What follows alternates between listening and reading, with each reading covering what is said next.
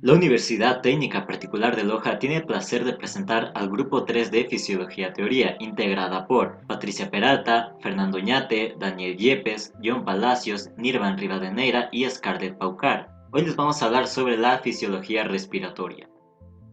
La ventilación pulmonar. Las funciones principales de la respiración son proporcionar oxígeno a los tejidos y retirar el dióxido de carbono. Los pulmones se pueden expandir y contraer de dos maneras, mediante el movimiento del diafragma y mediante la elevación y el descenso de las costillas por músculos intercostales y accesorios. Las fuerzas elásticas de los pulmones también se dividen en dos partes, las del tejido pulmonar en sí mismo y las proporcionadas por el surfactante pulmonar.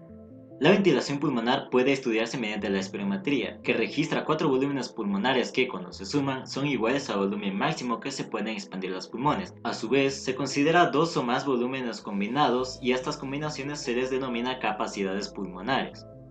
Ventilación alveolar. Parte del aire que respira una persona nunca llega a las zonas de intercambio gaseoso. Esta zona se denomina por tanto espacio anatómico muerto. De igual manera, existen algunos lugares donde los alvéolos no son funcionales o son funcionales parcialmente, zona que se denomina espacio muerto fisiológico.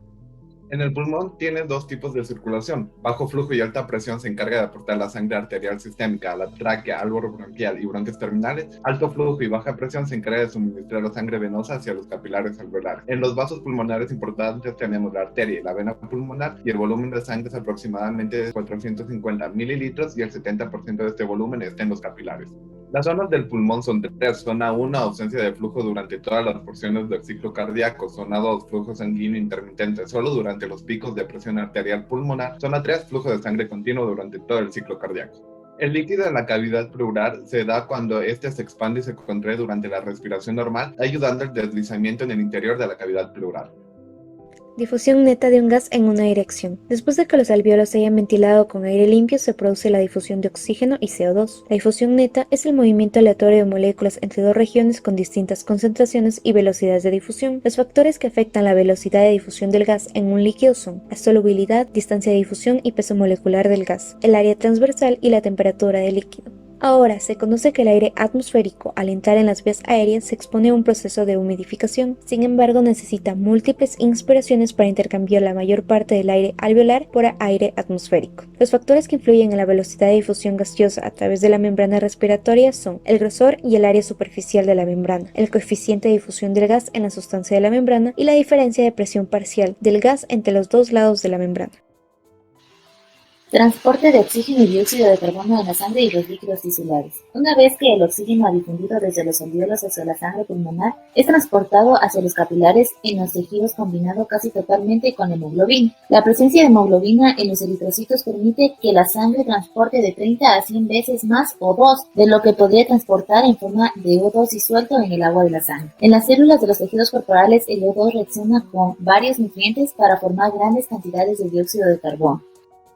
El estudio de la insuficiencia respiratoria va a vincular la medición tanto de CO2, oxígeno y pH en sangre.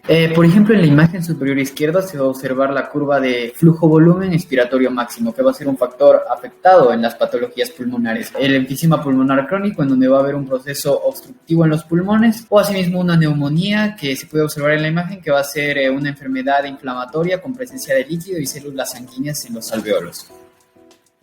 La oxigenoterapia se usa para administrar aire enriquecido con oxígeno en pacientes con diferentes casos de hipoxia o con enfermedades donde hay un compromiso alveolar, como la telectasia o la tuberculosis. Si hay una utilización tisular inadecuada del oxígeno, la oxigenoterapia no tiene un uso medible. Por otro lado, la respiración artificial por tanques o ventiladores influye sobre las presiones intrapulmonares para producir pasivamente la respiración, aunque en algunos casos esta condición puede llegar a ser contraproducente porque puede reducir el gasto cardíaco hasta unos niveles mortales.